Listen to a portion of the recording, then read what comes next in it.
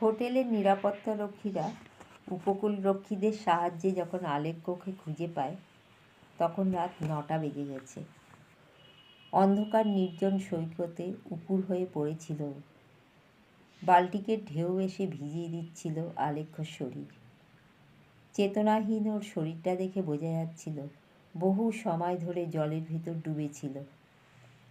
একজন উপকূলরক্ষী প্রাথমিক চিকিৎসা করে ওর পেট থেকে নোনা জল বার করে সবাই মিলে তুলে নিয়ে এলো প্রথমে হোটেলে এবং সেখান থেকে হাসপাতালে। দিন তিনেক পর সুস্থ হতেই হাসপাতাল থেকে ছাড়া পেল আলেক্ষ্য। কিন্তু পুলিশ ও ডাক্তার বহুবার জানতে চাইলেও বলতে পারল না কীভাবে, কখন ও সমুদ্রে ডুবে গিয়েছিল। এরপর কেটে গেছে কয়েক সপ্তাহ। আবার আগের মতো কাজে মন দিয়েছে আলেক্ষ্য। ভারতে বাবা মাকে নিয়মিত ফোন করে। 2 বছর পর একবার দেশে ফিরবে সে কথাও জানিয়ে দিয়েছে। ইতিমধ্যে আরও লোমা বিচে ঘুরতে যায়নি। হোটেলের বিরাট ব্যালকনিতে খাবার সার্ভ করতে করতেই মাঝে মাঝে দেখে নেয় বাল্টিকের সৌন্দর্য। সেদিন ছিল রোববার। লোমা বিচে সকাল থেকে পর্যটকদের ভিড়। সাগরের জলে পতপত করে পাল উড়িয়ে অনেকগুলো ইয়ট ভেসে বেড়াচ্ছে। সপ্তাহ শেষে বেরিয়ে সকলের বাড়ি ফেরার তাড়া।